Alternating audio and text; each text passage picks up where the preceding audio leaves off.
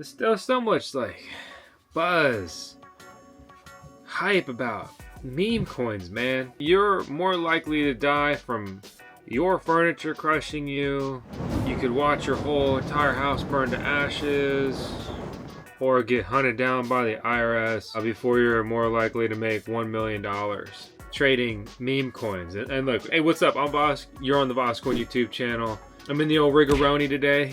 And this is just on my mind. I wanted to make some content and talk about it. So let me give you some quick background, right? I'm a crypto guy. I got into crypto specifically with mining because I thought that added a lot of value, and I had real world assets tied to this digital coin thing back before crypto was basically becoming mainstream and more accepted. I don't care what anyone says. Most people wondered if they even knew about it. Is this really gonna make it?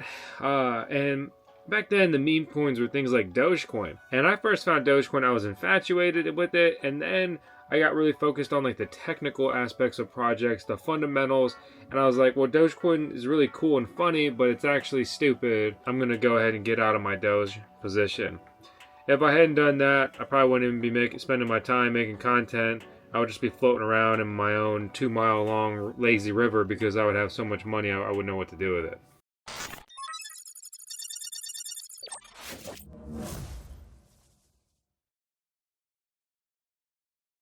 Doge continued to be a good performer. A lot of people have kind of supported it, and in a way, and this is one of the way Elon's has kind of tried to brand it. It's like kind of like the people's currency, if you will. So I've come back around. I like meme coins. I have meme coins in my portfolio. Specifically, I'm a big fan of Doge. Once again, I am also a Doge miner, which adds a lot of validity to that project. But now to talk about meme coins beyond just Doge, right? You have Shiba, which is a tokenized copy of it, if you will.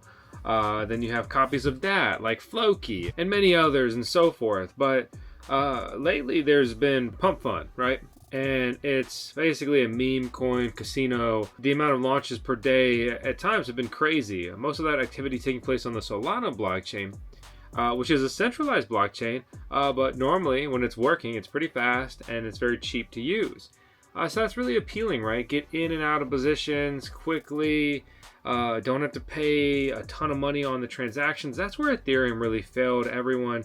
They focused on who knows what, but they didn't focus on scaling their chain. Very stupid play by the Ethereum team. I think they got so rich that the key ones actually just retired / don't even care. Hey, what's up, Bitcoiner? In previous cryptocurrency cycles, there were key things that really kind of kicked off the bull run, right? 2017, a lot of coin pumps, a lot of opportunity, huge mining opportunity, coin launches, and of course, the infamous ICOs, initial coin offerings, token sales, crazy opportunity. Some people turning truly small amounts of money, like a couple $1,000s, into millions and millions of dollars. Previously, essentially kind of unheard of, other than buying, these few major cryptos very early. It was huge wealth generation in a very short time. That was the key difference, right? And then you had the DeFi summer, like in 2020. There were a lot of token sales again. There were meme coins. There was a big focus on just dog coins. There were fake technical projects. It was all about platform blockchains and layer 2s. Like, there were all these different narratives, right? And of course, NFTs. Everyone loves or hates those, and however they feel always seems to be so passionate. But here's what really stands out right now is there is no big thing. I mean, like, the narrative right now is meme coins, and that's just like, that's just not exciting for me. Like, I like a little bit of meme coin, but it's not like, that's not what I do. That's not, I've always been a technical guy. I love the fundamentals of crypto. I think this stuff could really change the world, and it is in so many ways. I love the fact of mining, where you're literally trading like a real world tangible asset, for example, electricity that you're paying US dollars for, whatever other fiat currency, and you're receiving this digital currency and basically providing a service, security, computing the chain, processing transactions, and so forth. You're a service provider. Now it's instead like, meme coin. Like that's it. That was it. And again, I'm not trying to come off like a big hater, but one of the theories that kind of floats around and it's gaining more popularity, and I definitely see some merit in it, is there could be forces at play that are putting a lot of capital towards meme coins because they figured out a process to basically extract a bunch of money from noobs, and it simultaneously basically devalues the entire crypto sector. When people say crypto is just betting, it's just gambling, right? It's shit coining. It's all these negative things. Meme coins, especially Pump.fun meme coin launch styles, reinforce all of that. There's no mining. They're all tokens. You're speed trading. The rugs are out of control. It honestly can be fun for like a few days or a little while, and then you get rugged a couple of times, and then it's nauseating because it's either moving at such a fast pace that it's like all you do is all you think about, or you get rugged, or maybe you make a bunch of money or some money. But if it was so easy, right, why aren't all the meme boys rich? You hear all about the winners, but you seldom hear about the losers, right? Because that's depressing. You don't want to share that news. Even if you have a non-Twitter handle, you don't be like, oh yeah, guys, I messed up. I lost all my money, I got rugged, like it's over. I mean, at some point, if you are too overexposed and you lose, like it's over. Like you don't have any more capital. What are you gonna do now? You're out of the game. Game over. See you later. Out of lives. Don't pass go. You don't, or I guess you pass go. You don't get 200. Welcome to jail. On top of meme coins being risky and losing momentum lately, right? We look at all these VC coins, venture capitalist backed coins. These cryptocurrencies that receive millions and potentially tens or even hundreds of millions of dollars. They build something, they launch their coin, and then all these investors basically dump on all the other buyers. Previously, especially in like the 2021 era bull run, there was a lot of opportunity to get into these things, to make money, to do well. Even if the VCs are dumping on us, we're still doing well as well. But that hasn't been the case, right? Much like how many meme coins haven't panned out, many VC-backed coins have not panned out, right? I mean, even just think of the major layer 2s like Optimism, Arbitrum, right? And then you go to some of the more recent airdrops in layer 2, essentially launches like ZK Sync and Starknet. And of course, there's many others. Look at the charts. They go down, right? You bought a position a year or two ago, you're down. All of my tax loss harvesting this year, gentlemen, it's going to be in layer 2s. They're the worst positions I have. And in particular, I am so disappointed in Arbitrum because I thought that Arbitrum, as an actual performer, right, Ethereum based, I enjoyed the chain, good momentum, and it has just been a terrible investment, right? And I'm not afraid to talk about my bad buys. I have plenty of good buys. Dang. Arb's lost me a lot of money, and it pisses me off. I've lost money on Optimism OP token there as well. Gets old, dude. Gets old. Right now, I want to speak to you if you have been in 1 or 2 or more cycles.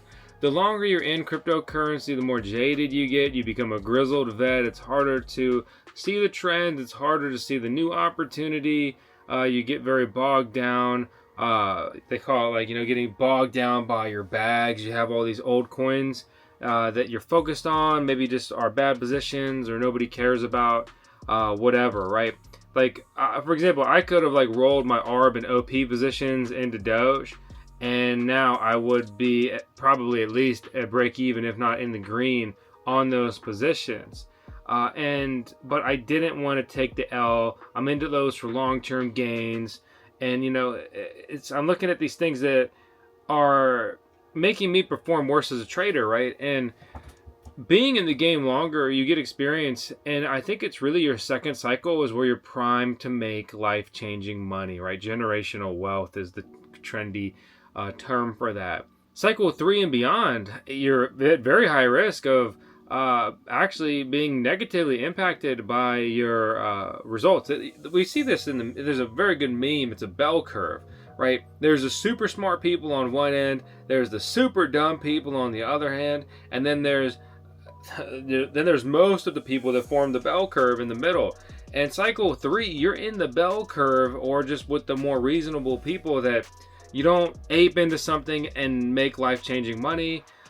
You're not actually top 1% smartest. You can't outperform all these people on these trades and all these other moves and research and other positions. So you end up trending water or losing a little bit of money or making a little bit of money. But it may not be, at least for me, right? I set out for financial freedom. I am setting out for generational wealth. I am setting out to do very well. And my point here is that you really need to check yourself, just like I'm checking myself, of like, dude, try to think a little bit like when you got into this and you were just like ridiculously enthused about everything. But also don't be so blind and naive you hold a terrible position too long. I've talked about this before, but long story short, there was this cryptocurrency called Neo. Still exists, but you don't want it. Formerly called Ant Shares. I was in the position at the time, right? It's not a big deal to most people, but at the time, to me, I made absolutely life-changing money. My liquid capital, I mean, it must have been like, I don't know, 50% or more of my, like, could have been my actual liquid capital. And I said, it's okay if it goes down. It's like, because it started to going down. It started to seem like, oh, things seems like everything's starting to kind of go down now. I should probably take profit and you know, realize this. Yeah, too bad, so sad, buddy. So it kept going down, and I was like, well, I'm not going to worry about it. I don't need this money right now. I'm going to stay in this position because I think this will, you know, go up and hit a new all-time high in the future. And fast forward, it never did, okay? So that's the difference when you're shitcoining, right? Versus being in something like Bitcoin that has, you know, real value, staying power. If I would have just, you know, even at that time, just moved that position to BTC, I'd be a very happy man. It went down to where I basically just exited when it was like 2x my input or something. It went back down. I eventually exit, and I can tell you, I didn't earn life-changing money from it, and that was frustrating because a lot of people get so fixated on like, I need to make money, I need to do well, this, that, whatever. But then you literally don't spend any time thinking about how am I going to take profit? How am I going to actually realize gains? At what point do I sell, if ever, right? Depending on my goals, this, that. But let's say I'm just in it to increase my net worth, right? So, like, when do I sell? And what do I sell it for? Do I retreat to dirty dollars? Do I roll it into Bitcoin? Do I put it in stable coins and then buy BTC when I think that's low? I mean, there's all kinds of strategies. Do I buy a house with it, a flipper, turn it into a rental? There's all these different routes you can take. But there's way too much fixation on, I need to make money. How do I make money? And not enough talk, game plan, and thinking and mindset just about what the f do I do if I make some money? It's almost like a football game, right? And you got a huge lead at halftime, and then they come out and beat the crap out of you in the second half because you only focused on the first half. You only had one game plan. Once you needed to change it up, you had nothing to change it to. But anyway, hey, I'm Vosk. This is Tales of Vosk. We're in 10 seconds of Tales on every video. She's a resident Dogecoin. I had her before I even knew what Dogecoin was or got into all of that. She's my incredible pup. You're on the VoskCoin YouTube channel. Hope you subscribe and stick around. If you enjoyed this content, let me know your thoughts down in the comments below. Do you agree with me? Do you disagree with me? What would you add? As always, thanks for watching, and hope to see you on the next video as well, because we got some good ones in the pipeline. Hey, you want to buy a mining rig? Do you want a pretty good price on it and pretty fast shipping? Then you may be looking for ASIC Marketplace. Click our link in the video description below to not only support our channel, but support yourself with the coupon code we've got right next to it.